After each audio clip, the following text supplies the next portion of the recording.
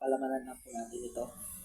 Tapos syempre, una butasan muna natin dito. Ayan. Kita nyo. Butasan natin. Tapos talagyan natin ng cornstarch oil potato stand. Ayan.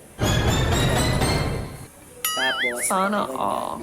Yan, yan natin sa pinakaloob. Para yung fry.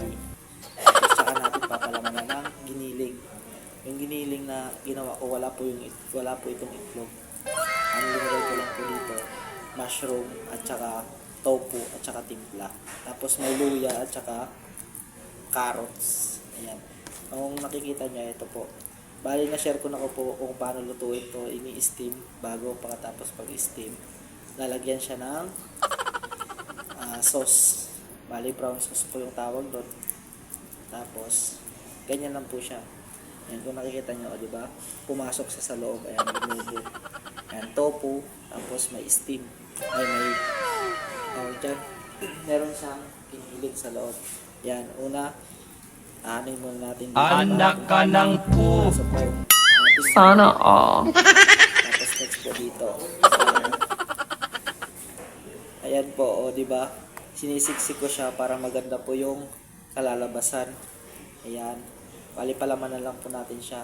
Yan, syempre mas masarap yung kinakamay kasi nandyan po talaga yung sikreto ng sarap.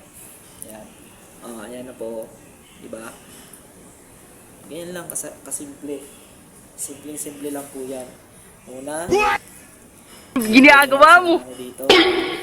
Tapos sunod, papalamanan nyo para pupunasan nyo ng ayan. Kasi para yung tubig.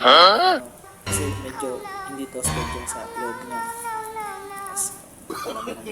Ganyan lang po kasi. Ayan po sa mga gustong matutunan kung paano ito lutuin. Ayan, nandun po sa mga nandun po sa mga reels ko. Punta nyo na lang po. Hanapin nyo doon.